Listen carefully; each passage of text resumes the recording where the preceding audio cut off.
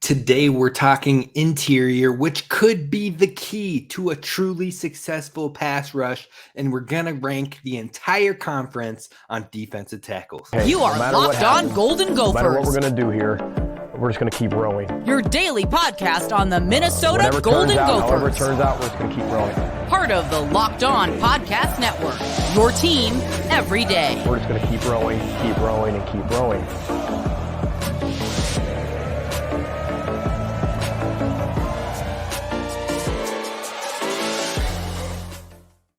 You're listening to Locked On Golden Gophers, part of the Locked On Podcast Network, your team every day. My name's Kane Rob, host of the podcast, former collegiate football video coordinator and recruiting assistant, here to talk Golden Gophers with you each and every day of the week, Monday through Friday. And we are continuing on with our position group breakdowns. We're breaking down every single room for the Gophers position groups and who is the projected starters, who are the guys who can make an impact, and who are the future guys to keep an eye on for the upcoming seasons. Now, on top of that, we rank every single group within the Big Ten on every show, so you can catch all of the offensive shows last week. Yesterday, we had edge rushers. Today, we've got defensive tackles.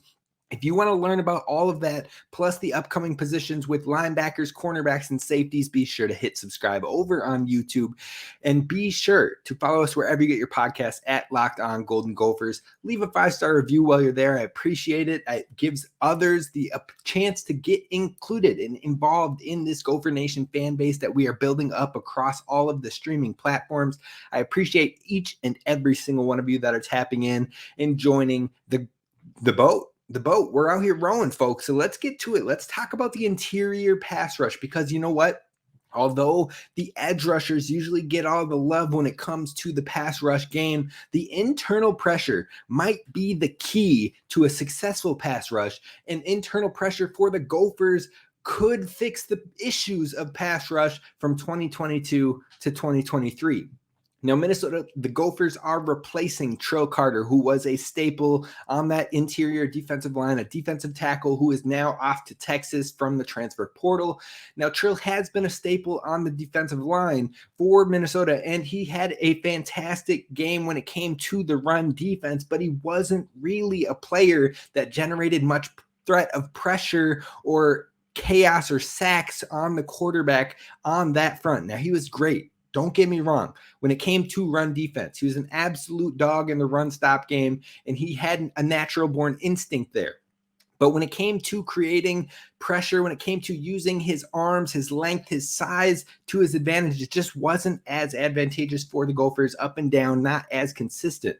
Now, to have an elite defensive line and elite sack numbers, you have to have some nasty defensive tackles, some nasty interior pressure in order to have a thriving defense, a consistent defense to continuously get home to the quarterback.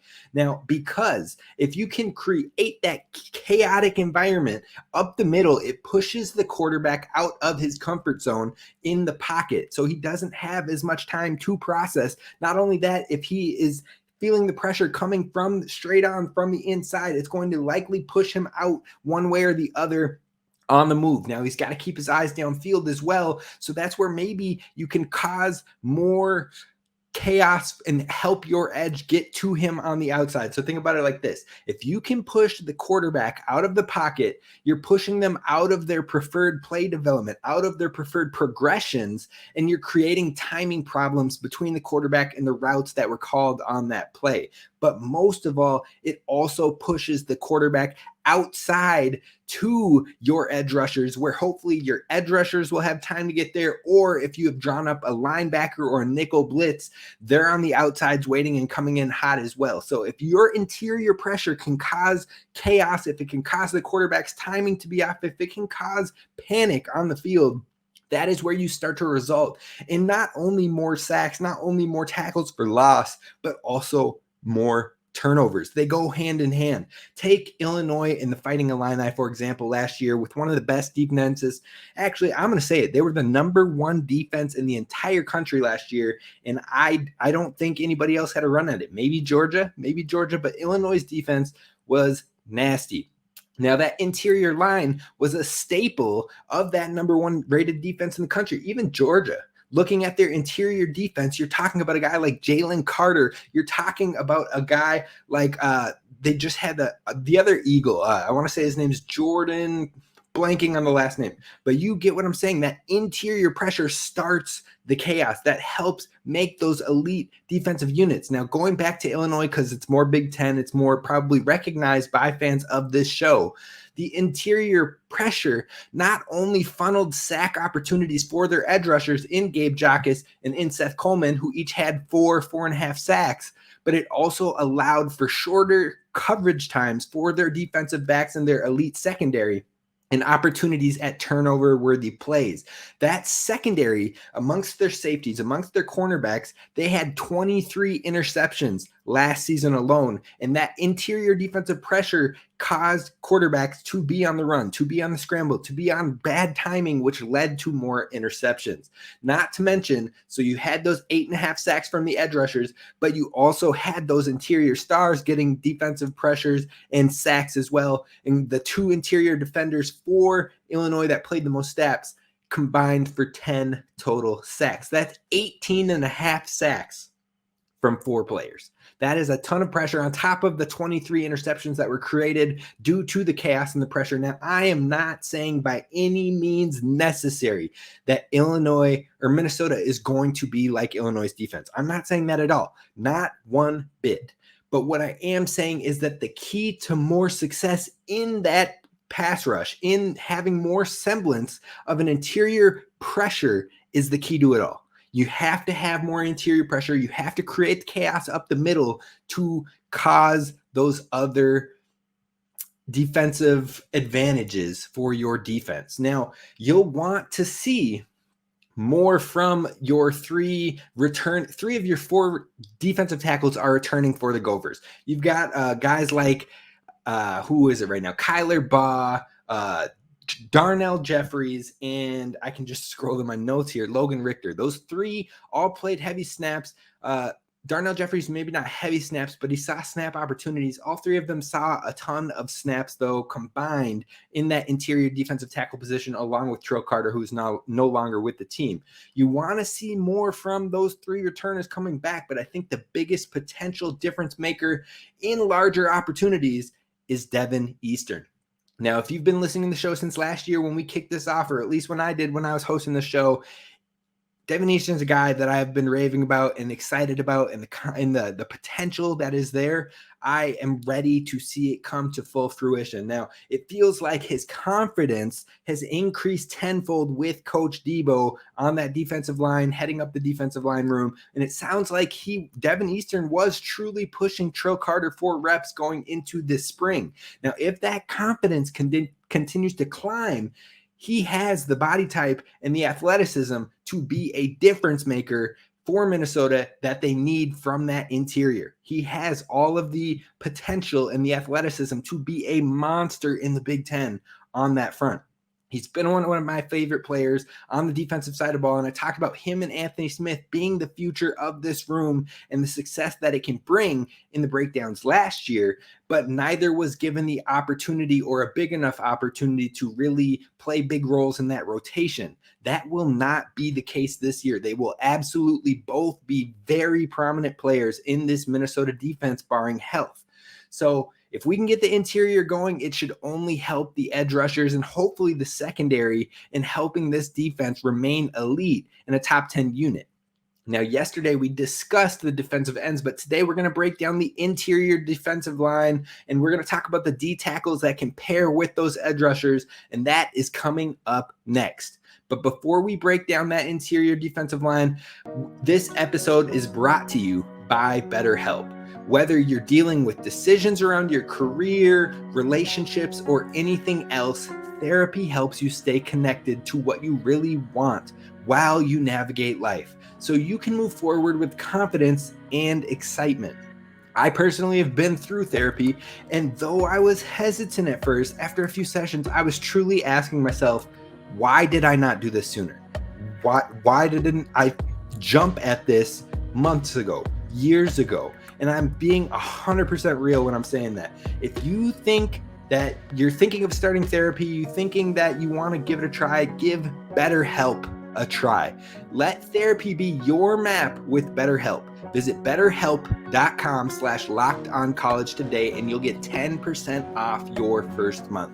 That's BetterHelp, HELP.com/lockedoncollege. All right, Gophers fans, thank you so much for listening to Locked On Golden Gophers and making us your first listen when it comes to Gophers daily sports. We've got you covered on the daily. Once we hit the season, we're going to be talking about the keys to that week's matchup. We're going to talk about opponents, players that we need to keep an eye on. We're going to hopefully have a couple crossover shows with some of the Big Ten schools, and we're also going to do predictions with Brevin. We're going to do a Tristan span forward, but we'll probably be talking about Brevin quite a bit. And then on top of that, every Friday, I'm hoping to have a basketball show, a hockey show, or upcoming sports to keep you in the know with your other Gopher sports. So be sure to hit subscribe over on YouTube so you don't miss a beat when it comes to your Gophers and the sports they're playing this upcoming season. But we're talking about the interior defensive line, the defensive tackles, and the depth chart for the Minnesota Golden Gophers. The interior is actually a bit shallower than I had remembered heading into the season, but the 2024 class also has some players coming in like Sunrum, like Sane. But for 2023, the starters are looking like Kyler Baugh, who is a leader on this defense, who has been more vocal. And Coach Debo has talked a lot about Kyler Baugh, not only from a leadership aspect, but also for taking the next step and really diving fully into finding the little details, finding what makes the differences and leaning into them, making sure he's learning with every rep and every given session. He's putting his all and taking something away from it. So Kyler Baugh is a big player to keep an eye on. And if you haven't watched Kyler Baugh play, man, this dude has some speed for an interior defensive lineman. I'm seeing him hawk down folks on his highlights at Houston Baptist. And then we saw it full right in front of us at Dinkytown, at Huntington Bank Stadium. This guy can fly. And so if he can use that speed to his advantage and he can take these little intricacies and tie them into his game, I think he can create some problems and some havoc for the interior defensive line if he can take that next step up. Then you're talking about Deven Eastern. He is, like I said, I think he's the key to this interior defensive line and maybe the whole pass rush having the top level of success that it can potentially put together. Now, Deven Eastern is a mammoth of a man. Just like I say, Brevin Spanford is a mammoth of a man. Deven Eastern is a big dude. He's athletic. He's got long reach. I mean, he's going to be a threat in the run game regardless of how he plays. But on top of that, if he plays into his potential, if he has that confidence and Coach Debo brings it out of him like, I am that guy. I am a monster. You're not getting past me. I am going to sack that quarterback, and you are just an object in my way, Mr. Center, Mr. Guard. Get out the way because I'm coming, and he brings that speed, that size, and that reach with him. I think Deven Eastern could have 4 or 5 sacks on the season with helping his teammates create that heavy, chaotic pressure that we discussed in the opening segment. So Deven Eastern is the key for me in 2023. But along with that, in the main rotation, you've got a guy like Logan Richter, who has played now snaps for the past 3 seasons. He's made progressions for each of the seasons. He played a lot of snaps last season. I think he's going to play a lot again this year. I wouldn't be surprised to see Kyler Baugh and Logan Richter start some games. And then Kyler Baugh and Deven Eastern start some games. I think you're going to see a lot of rotation between 4 guys in that interior, and Logan Richter will be one of those 4. And then the 4th one will be Darnell Jeffries to me. Now, he is a very important rotational player for this interior. He adds versatility. He can play on the edge. He can play on the inside. He brings experience from Clemson as well. And he will play major minutes, major snaps for the interior. He didn't really get a whole lot of opportunity last year with only 179 total snaps on the defensive side of ball. But Minnesota will hope that his progression really comes out in this next season. And I think he is a true leader in this room. I get that sense every time I went and watched one of their fall camp practices. I was like, man, Darnell Jeffries can be a real one on this defense. He can be a difference maker, and he can bring aspects that maybe Kyler Baugh, maybe Deven Eastern, maybe Logan Richter don't. He has just something different about him when I'm watching him out on the field, and I look forward to him hopefully capitalizing on some of that in this upcoming season. You're going to have Jalen Logan Redding also having some opportunities where he kicks inside. Like I said, that versatility is going to be key for some advantages for the Gophers heading into the 2023 season. Now, one name I wanted to mention that maybe could see some snaps here or there, depending on health, depending on what happens throughout practices for the rest of the year, but I wouldn't be surprised if you could see Luther McCoy on the field at some point in this season. Now, don't be surprised. I think he can sneak onto the field, maybe in specific packages or, again, barring health of other teammates. I know he has really impressed the coaches over the offseason. He's an extremely hard worker, and I don't think he'll be a regular in the rotation this upcoming year, but I do think he can contribute if necessary. It could be a year early here, but I think Luther McCoy is a name you're going to want to remember, whether it be 2023 or 2024. Then when we're talking about the future youngins, the future of this interior, I mentioned 224 class guys. I'm not going to dive too deep on them today, but two guys in this true freshman 2023 class that I do believe will be starters at some point down the line and will be contributors or heavy rotational guys is Martin Owusu and Jer'zhan Randall. I think both of them have some high upsides. I've seen both of them make some impressive plays in the rofer periods, and they're starting to click. Now, Martin Owusu is an early enrollee. He's been with the program since January. Jer'zhan Randall hasn't been here since the summer. So both of them are showing flashes. Now, both of these guys have assets to their game. I love Martin Owusu's strength. I love his leadership. I think he was a big factor in this 2023 class and bringing them all together. And then on Jer'zhan Randall's side, he was an absolute track athlete. He's got strength. He's got reach. He's got the ability to maybe take a Trill Carter-like approach and maybe even take it a step further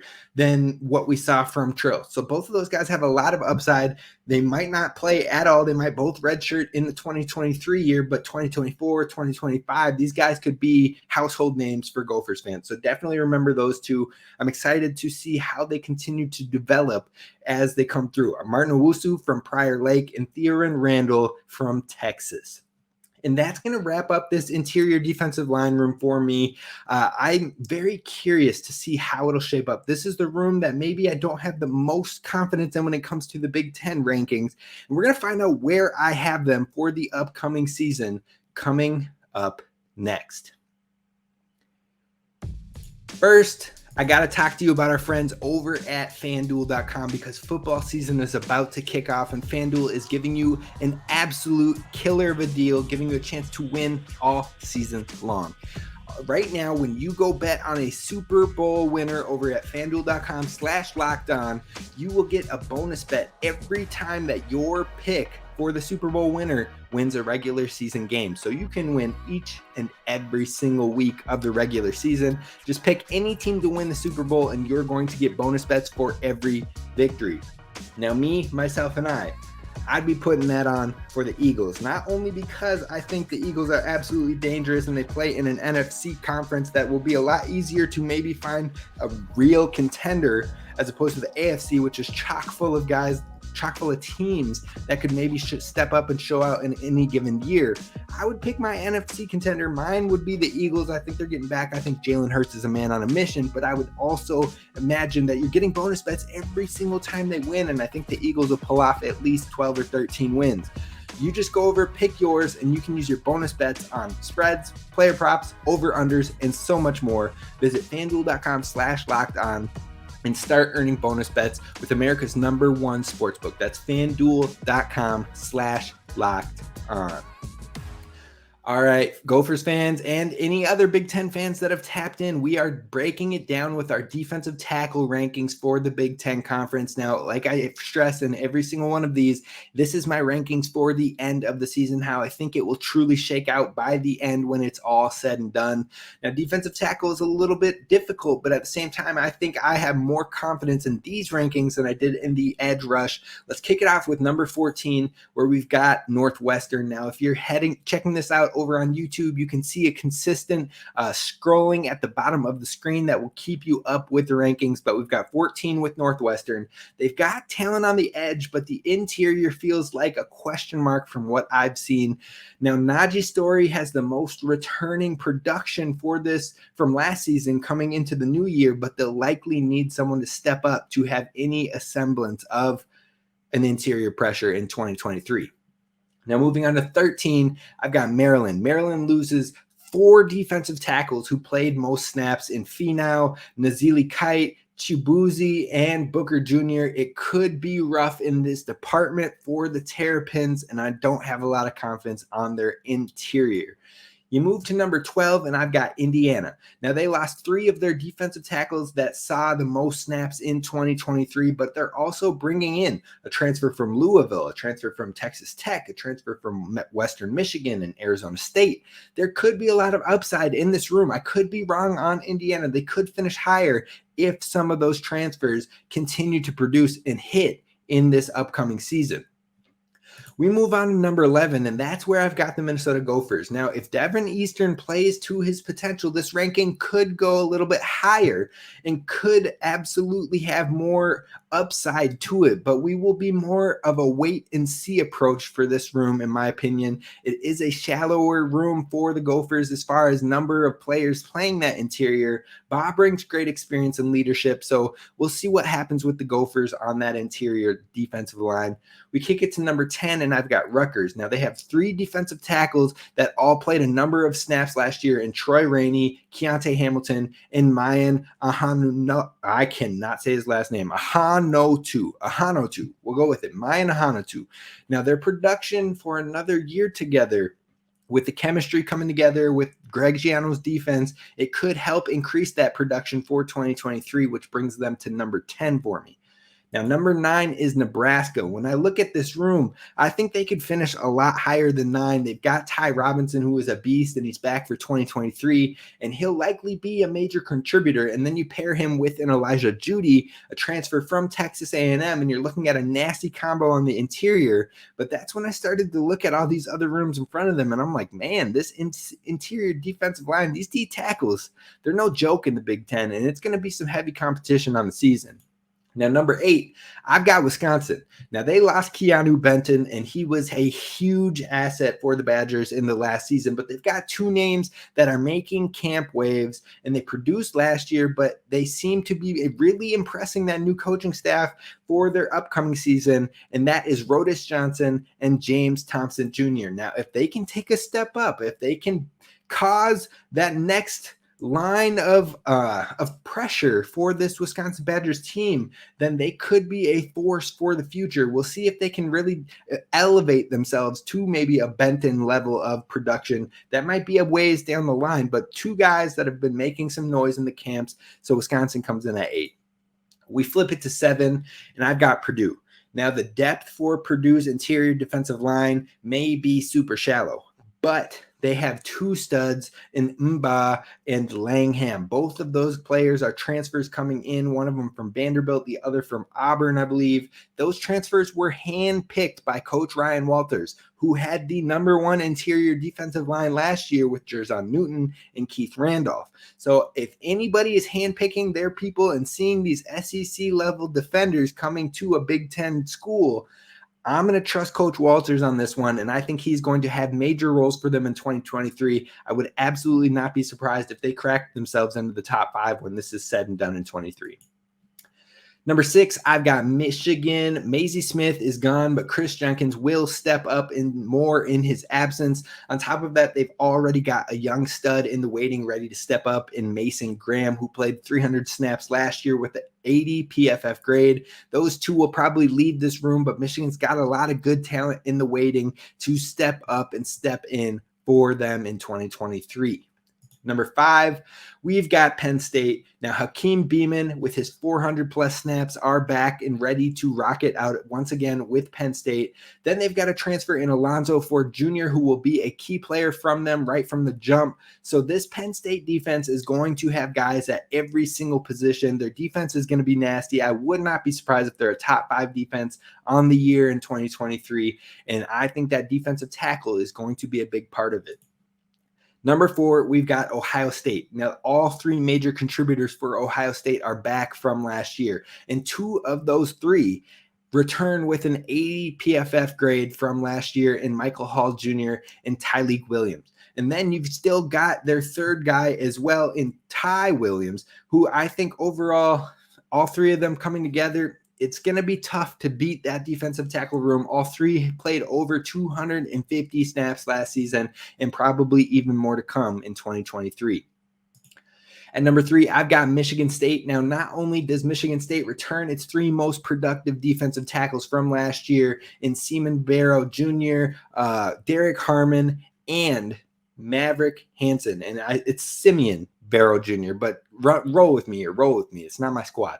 Anyways, all 3 of them can get it done. But then they went and brought in some transfers like Dre Butler from Liberty and Jarrett Jackson from Florida State. They really invested in their defensive line for this upcoming season, and we will see if it can help them turn it into more wins. Now, in my prediction that I dropped on Twitter, I had Michigan State at 4-8, but I wouldn't be surprised if they could maybe sneak in there and get to 7. It's a game that I could see Minnesota having a scary moment like a Bowling Green, like a Purdue last year, where they could let them be in that game maybe a bit too much in 2023. Hopefully not, but Michigan State's got a good defensive line building there in East Lansing.